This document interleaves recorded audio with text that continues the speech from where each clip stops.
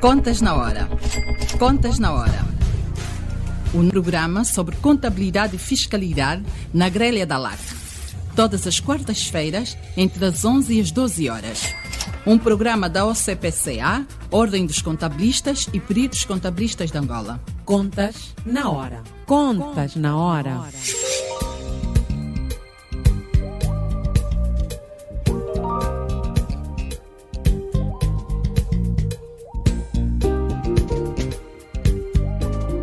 Estimados ouvintes da LAC, votos de muito bom dia, sejam bem-vindos a mais uma edição do Contas na Hora, o programa de rádio da Ordem dos Contabilistas e dos Peritos Contabilistas de Angola.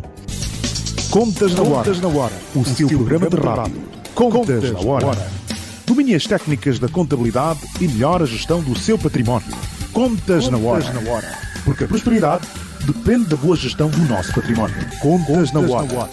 Saiba tudo sobre contabilidade aqui, todas as quartas-feiras, das 11 às 12 horas, aqui, na LAC.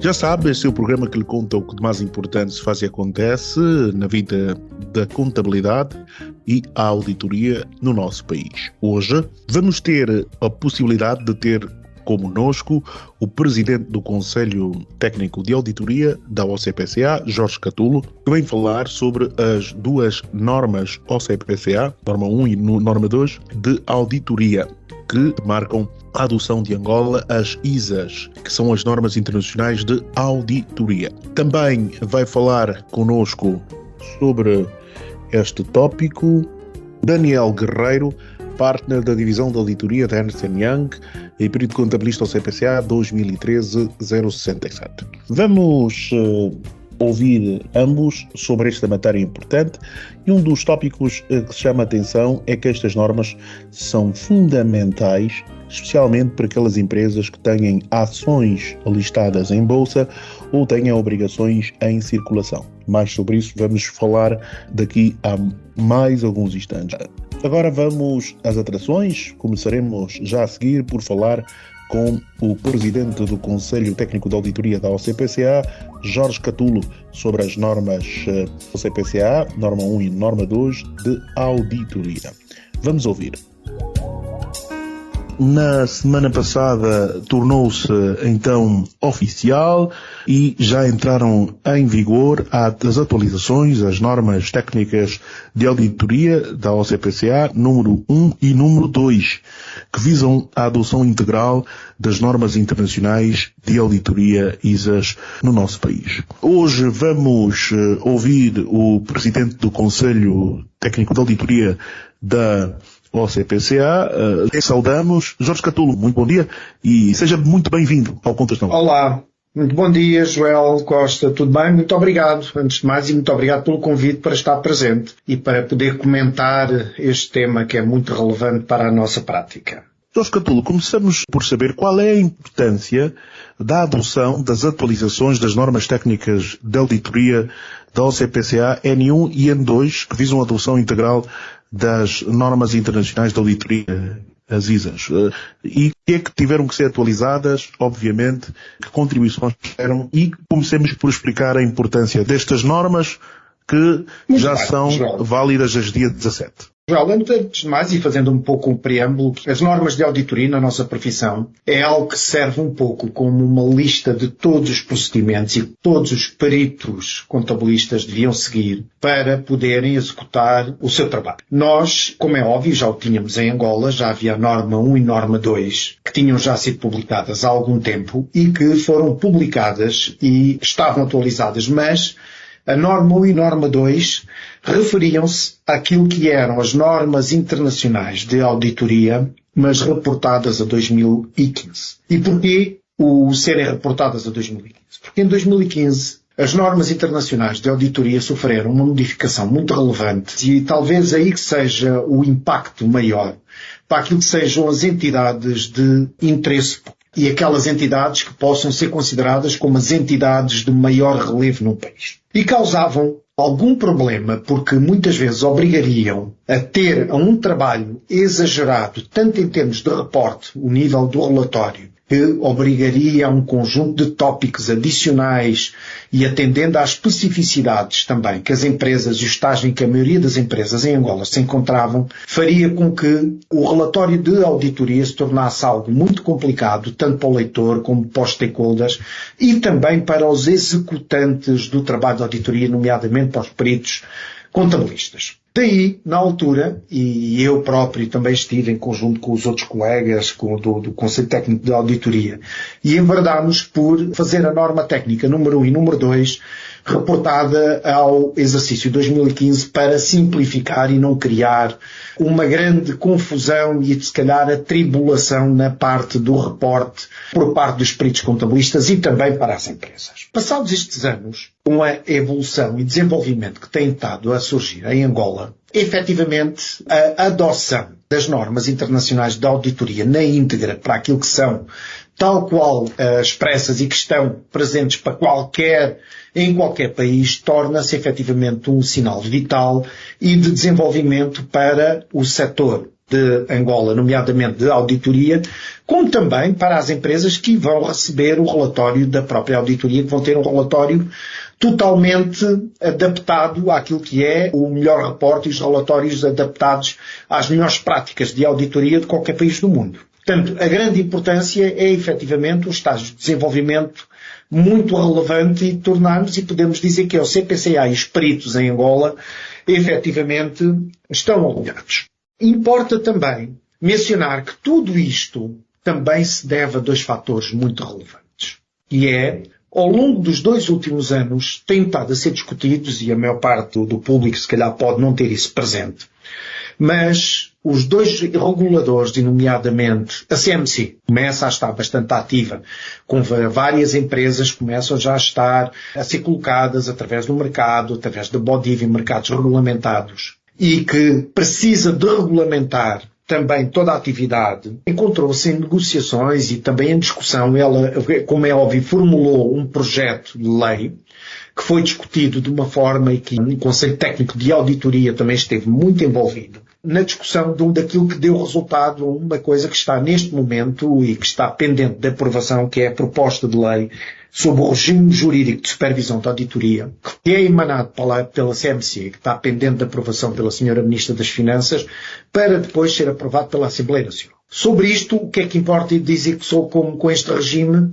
Sobre este regime importa dizer que a partir dessa altura começa a ficar definido aquilo que são as entidades de interesse público, que é uma das coisas que é tratada com as normas atuais de auditoria, que não estava tratado nas normas internacionais de auditorias antigas até 2015.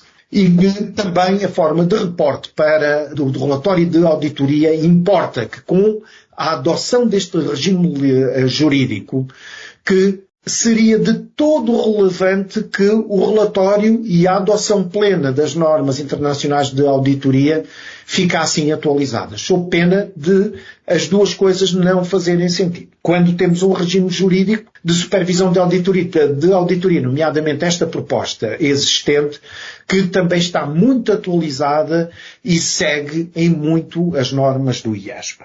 Adicionalmente, um outro regulador, com quem a OCPCA também tem vindo a debater e a discutir e a ver também ao longo dos 2 últimos anos, que é o regulamento da prestação de serviços de auditoria, nomeadamente com o Banco Nacional de Angola e para as instituições financeiras. E não fazia sentido quando, nomeadamente, já estão aplicadas as IFRS, requerem um reporte também ao mais alto nível e bastante atualizado, e nós, em Angola, estarmos a utilizar normas reportadas a 2015. E, nomeadamente, o próprio BNA disse que não o faria, que não fazia muito sentido isto acontecer, e nós concordámos com isso, e daí mais um motivo para nos congratularmos e, efetivamente, com este esforço que foi feito de passarmos a adotar e estarmos na crista, e estarmos na vanguarda e estarmos a utilizar as normas que se encontram em vigor em qualquer país. A norma 1, efetivamente, refere à adoção em pleno das ISAs.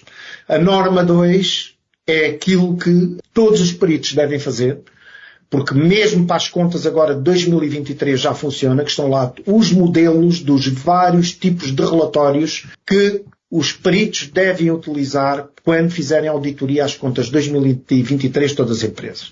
De uma empresa que não seja considerada de interesse público e uma que seja considerada de interesse público. A definição de interesse público ainda não existe. Está nesta proposta lei do regime de supervisão de auditoria jurídico do CMC.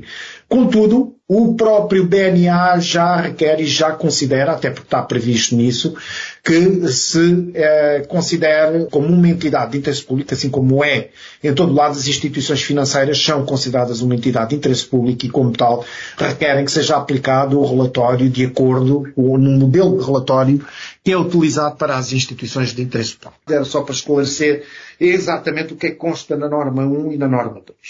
Muito obrigado, Jorge Catulo. Agora vamos olhar especificamente a questão do impacto, benefícios e desafios que a adopção das ISAs para as empresas de auditoria tem. Por um lado para as empresas e por outro para os seus clientes.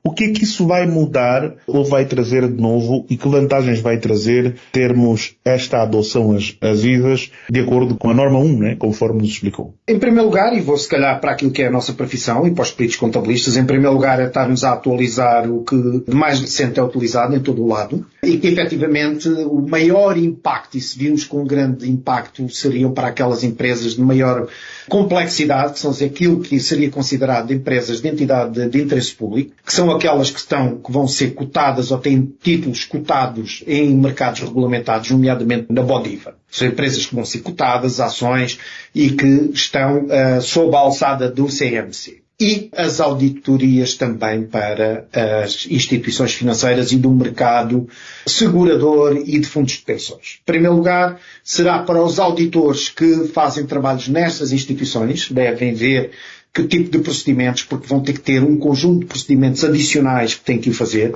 E o grande desafio, efetivamente, também, face a esses procedimentos adicionais que têm que fazer também é passar esse custo e repassar esse custo para as empresas, como é óbvio, se aumenta a responsabilidade, se aumenta o trabalho, conseguirem explicar isso aos próprios clientes, e neste caso às empresas que são merecedoras desse tipo de auditoria, e aumentarem também aí os seus honorários. Relativamente às empresas, efetivamente, as empresas estão situadas naquilo que é as tais entidades de interesse público. Aquilo que vão receber é receber um relatório em conformidade de acordo com estes padrões, que são os padrões que efetivamente se requer para uma empresa com essa responsabilidade. E, portanto, que pode ser visto e lido por qualquer leitor internacional e qualquer stakeholder fora de Angola, vê-lo de acordo com o que vê em qualquer sítio do mundo. E a importância disto tudo. Jorge Catulo, olhando para as empresas cotadas na Bolsa ou as que têm títulos, como é que era antes e como é que pode ser agora? E para que elas possam perceber a vantagem. Certo. Em primeiro lugar, tem a ver com a parte do próprio trabalho, que o próprio trabalho também tem vindo a desenvolver-se cada vez mais o trabalho dos auditores, e nomeadamente para esse conjunto de empresas, muito afeta em riscos, que é muito importante, e para uma empresa desses, o trabalho de andar a lamber, entre aspas, papel documental, não é suficiente. Em empresas massivas é necessário haver uma leitura bastante inteligente de tudo aquilo que é a abordagem do trabalho, perceber os riscos que uma entidade tem, confiar também naquilo que são, e nestas empresas, a parte de controlos automáticos e toda a parte da IT também é muito relevante, que os auditores têm que começar a perceber e saber trabalhar melhor. E 2, é aquilo que são a forma de reporte do auditor, porque o relatório de auditoria para uma empresa destas modificou-se. E, para além do mais, uma das coisas que é importante é que tudo aquilo que sejam os riscos, que seja a identificação de riscos, que o auditor faça quando iniciou a sua abordagem do seu trabalho, é, a partir de agora, escrita no seu relatório. E ele vai ter que dizer quais são os pontos críticos. O relatório de auditoria, uma das grandes diferenças, Joel, é que para esse tipo de empresas vai ter que ser identificado pelo perito contabilista, pelo auditor, numa das partes, e está nos modelos aquilo que são os riscos principais que, efetivamente, essas entidades têm, e depois deixar isso escrito, que trabalho é que efetuou para mitigar e para resolver e para fazer com que a sua abordagem, o trabalho que efetuou sobre esses riscos que, efetivamente, não tenham que ser concluir como uma exceção, que deveria constar, caso isso acontecesse, teria que constar como uma reserva ao relatório.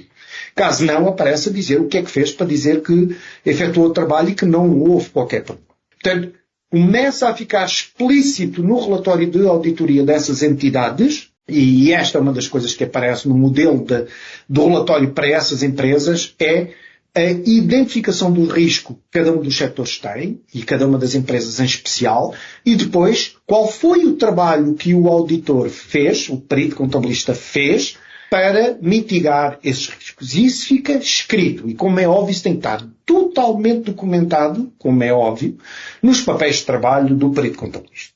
Muito bem, muitíssimo obrigado. Se a sua agora sintonizou, está a acompanhar o programa Contas na Hora, da Ordem dos Contabilistas e dos Peritos Contabilistas em Angola, e hoje estamos a falar sobre as normas OCPCA N1 e N2, normas de auditoria, que visam a adoção integral das normas internacionais de auditoria ISAs no nosso país. Vamos agora, Jorge Catulo, olhar para os setores, para além dos que mencionou, que mais vão sentir o impacto desta lei e porquê, e claro, seguindo que recomendações é que vai deixar a cada um dos players do mercado, especialmente as autoridades e reguladores, agora que as ISAs foram adotadas em Angola e que temos essas duas normas que permitem, digamos assim, aos auditores trabalhar e adotar as normas internacionais mais tranquilamente.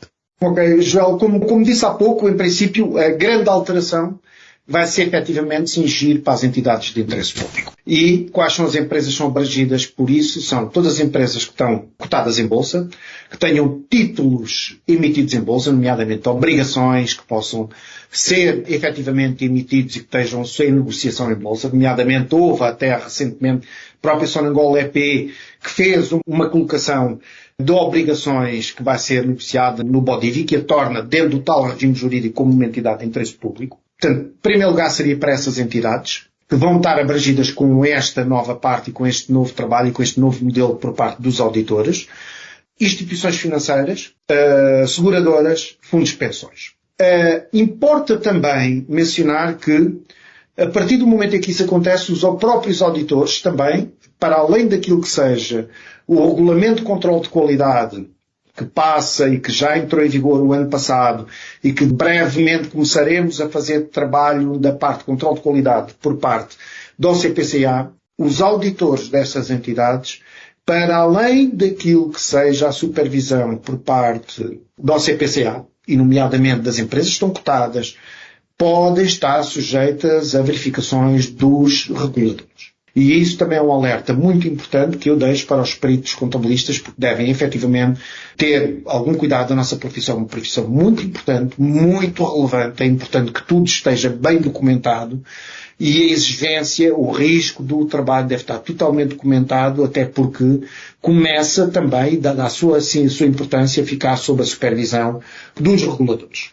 Jorge Catulo, Presidente do Conselho Técnico de Auditoria da OCPCA, muito obrigado por se juntar a nós hoje, ao Contas na Hora, para nos explicar a importância destas duas normas que já estão em vigor desde o dia 17 de setembro. Pois, sim, senhor. A data que deixaram de estar em consulta pública. Muitíssimo obrigado, Jorge Catulo. Obrigado eu e obrigado a todos os ouvintes também, para todos.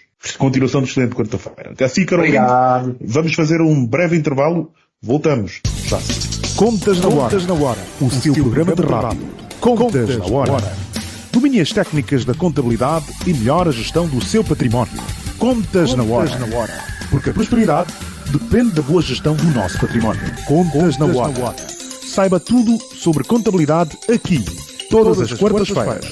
Das 11 às 12 horas. Aqui. Não. Contas na Hora. Contas na Hora.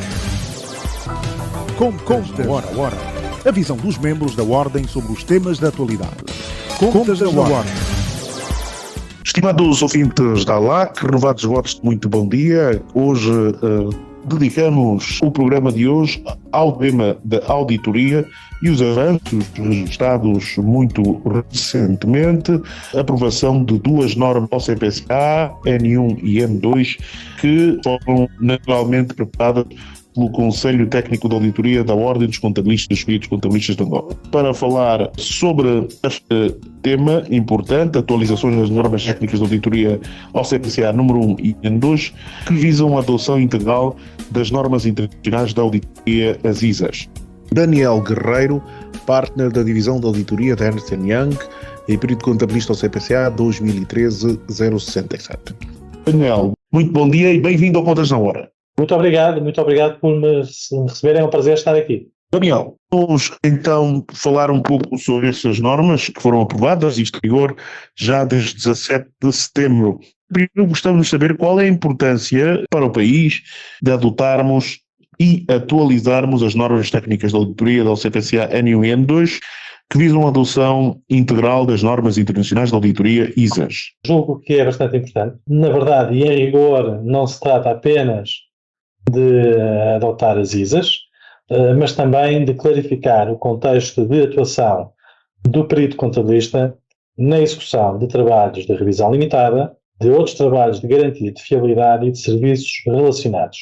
De notar, desde logo, que a norma técnica número 1, de facto, para além de adotar as ISAs, adota também as ISRS, as ISAEs e as ISRS, que, na prática, já eram amplamente utilizadas pela profissão, pois havia um entendimento que todas estas vulgarmente eram chamadas de normas internacionais de auditoria.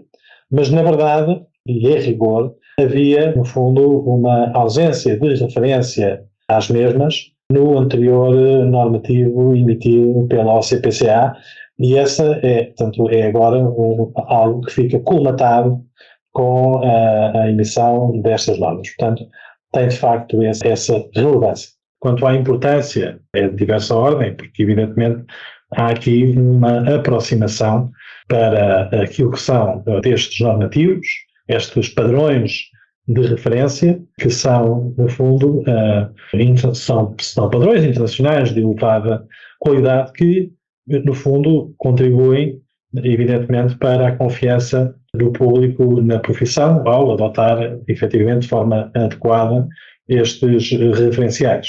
Enfim, de forma geral, eu diria que o benefício em geral para o ambiente de negócios depois aproxima a prática de auditoria em Angola de práticas com amplo reconhecimento internacional. Muito obrigado, Daniel, por este esclarecimento. Vamos agora tentar perceber que impacto, benefícios e desafios traz a adoção destas normas internacionais para as empresas de auditoria, por um lado, e por outro, para os seus clientes. É uma excelente questão. No fundo, como está claro de ver, os impactos para o auditor pode, de facto, ser relevante, em alguns casos, mas depende, de facto, das circunstâncias.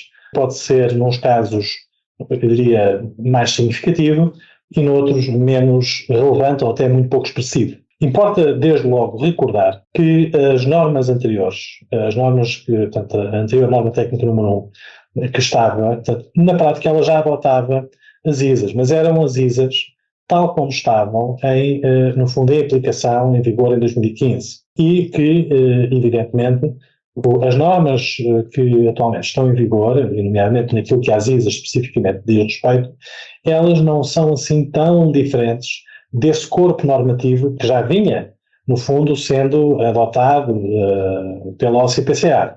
Portanto, existem, de facto, algumas normas que foram revistas, entretanto, para dar alguns exemplos, a ISA 315, a ISA 540 sobre estimativas contabilísticas, no fundo, trouxeram, efetivamente, alguma diferença face à prática que existia com as normas que estavam a ser usadas, as normas, no fundo, com base em 2015, mas, eu diria, a face mais visível, até mesmo para o público em geral, será as normas 720, que são aquelas que tratam do relatório de auditoria. Depois já há algumas alterações, algumas emendas, ditas emendas de conformidade em outras normas, como a 570 sobre a continuidade, mas, no fundo, a face mais visível será o relatório do auditor. E foi por causa disso também que a própria OCPCA adotou, e, de meu ver, bem, logo modelos de relatórios que procuram ilustrar a aplicação de uma parte muito relevante destas normas, portanto, 700 a 720, que são, de facto, a face mais visível para eu diria, o público em geral. Mas, como eu dizia, de facto, em muitos casos é preciso reconhecer que aquilo que eram as normas, o corpo das normas em vigor, não é assim tão diferente daquele que agora é adotado, isto para falar das normas de auditoria propriamente ditas, Mas em relação às outras normas, que são as normas em relação a outros serviços de garantia de fiabilidade, aí, apesar de haver algum vazio anterior, que agora é colmatado, existe, na prática também, é preciso reconhecer que a generalidade dos peritos contabilistas já adotavam essas normas também na sua prática, porque era o referencial, efetivamente, internacional e era aquilo que, enfim, mais comumente seria utilizado. Mas ao, de facto, reconhecer agora aquele padrão de referência, obviamente fica o assunto clarificado e, evidentemente, está agora um quadro de referência para toda a profissão. Como eu dizia também, em alguns casos, há também que reconhecer que há um quadro de exigência que se acentua para o auditor, em especial para quem desenvolve a sua atividade em práticas que têm estágios de maturidade menos desenvolvidos. Mas, no fundo, a realidade não é homogénea e há, efetivamente, muitas outras práticas que, na verdade, não irão, no fundo, sentir assim tão impacto, porque, efetivamente, também já estavam preparados, como é o caso da EY, que é a empresa onde eu trabalho, onde nos sentimos totalmente preparados para aplicar estas normas a partir do primeiro dia. Muito obrigado por esta informação, que para nós é muito importante. Daniel, vamos agora olhar para outros aspectos ligados a que setores sente que vão ter um impacto maior destas normas. Acha que são as empresas que estão listadas na Bolsa, as empresas que têm obrigações na Bolsa de Valores? Que empresas acha e que setores acha que vão ter um impacto mais forte e mais firme destas medidas? Eu não parece que seja correto falar em setores especialmente impactados, porque as normas são transversais a todos os setores. Agora, como diz bem, não é? As empresas cotadas, portanto, empresas com títulos com valores mobiliários admitidos à negociação, enfim, mercado regulamentado, essas, efetivamente, para essas, há uma face especialmente visível, diria eu, no relatório do auditor, porque o relatório da auditoria passará a conter uma secção nova que descreve aquilo que se chama as matérias relevantes de auditoria. E será necessário, enfim, alguma pedagogia e adaptação, no fundo, ao tema, pois não se podem confundir que estas matérias com qualificações no relatório do auditor. São coisas completamente distintas e, evidentemente, é necessário fazer alguma pedagogia à volta do assunto.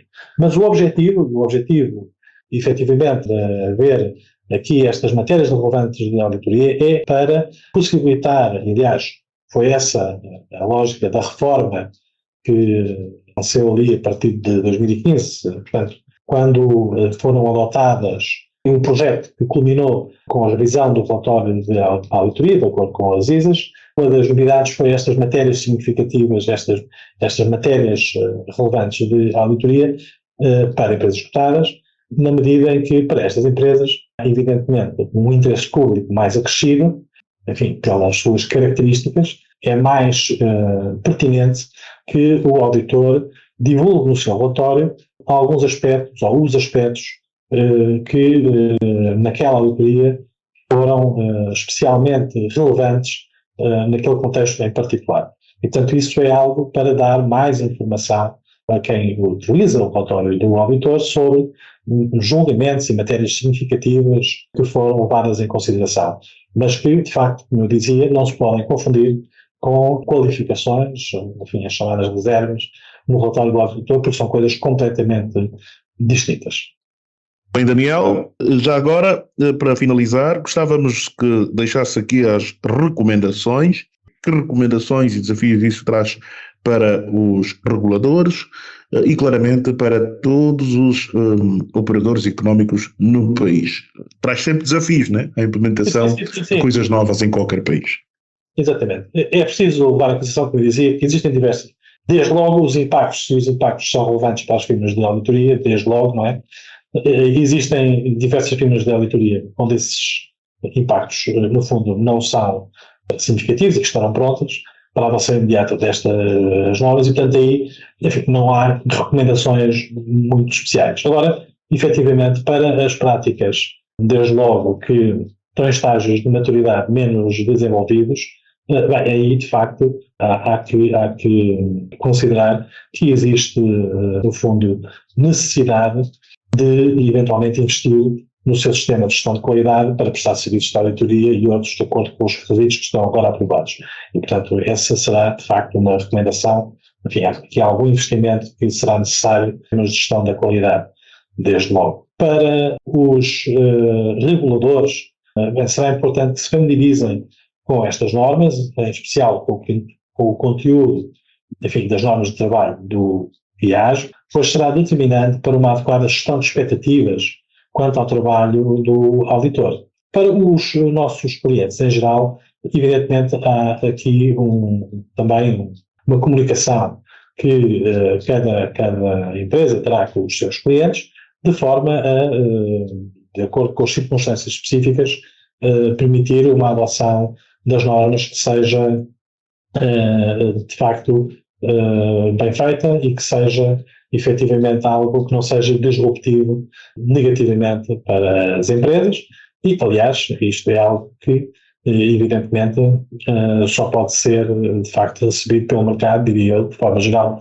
de forma positiva, pois, como eu digo, é uma aproximação daquilo que são práticas internacionais bastante estabelecidas e aceites e, portanto, no fim do dia, melhora o ambiente, são suscetíveis, de facto, de melhorar o ambiente de negócios. E, portanto, penso que como recomendações genéricas seria, de facto, dentro desta lógica, por um lado, de que os agentes se familiarizem com estes impactos, que falem também com os prestadores de serviço em auditoria e serviços relacionados, mas claramente há aqui um esforço adicional que tem que ser também compreendido e que, no fundo, para aquelas práticas que, de facto, estão em estágios de maturidade menos desenvolvidos, precisam efetivamente de ter aqui e de reconhecer uma exigência adicional que, no fundo, também vai ser benéfica para os prepararem para os desafios daquilo que é atualmente o estágio dos serviços profissionais de forma geral. Em relação à questão das recomendações, não é? De certa forma, para os reguladores, como eu tinha dito, será importante que se familiarizem com estas normas e, em especial, com o conteúdo das normas de trabalho do IASB, pois será determinante para uma adequada gestão de expectativas quanto ao trabalho do auditor. Depois, evidentemente, os nossos clientes, as empresas em geral, não é? Haverá, no fundo, um processo de comunicação que deverão ter com o seu auditor, de forma a permitir uma adoção das normas que seja efetivamente um processo que não seja disruptivo, evidentemente, para a empresa, que no fim do dia acrescente valor, como eu tinha referido já também, trata-se de alterações que beneficiam, por assim dizer, o ambiente de negócios, na medida em que aproximam as práticas de auditoria em modo, práticas com amplo reconhecimento internacional. Daniel, muito obrigado por esta entrevista. Esperamos contar consigo em próximas ocasiões. Muito obrigado eu por me terem aqui recebido. Foi um prazer estar aqui convosco. Continuação de excelente quarta-feira. Muito obrigado, igualmente. Assim, caro ouvinte, mantenha-se utilizados 95.5 em FM. Vamos fazer mais um intervalo, voltamos já a seguir. Contas na Hora, o seu programa de rádio. Contas na Hora. Contas na Hora. Contas na Hora. A visão dos membros da Ordem sobre os temas da atualidade. Contas na Hora. Contas na Hora. Contas na Hora. O seu programa de rádio. Contas na Hora. Domine as técnicas da contabilidade e melhore a gestão do seu património. Contas na Hora. Porque a prosperidade depende da boa gestão do nosso património. Contas na Hora. Saiba tudo sobre contabilidade aqui, todas as quartas-feiras, das 11 às 12 horas, aqui, na Hora.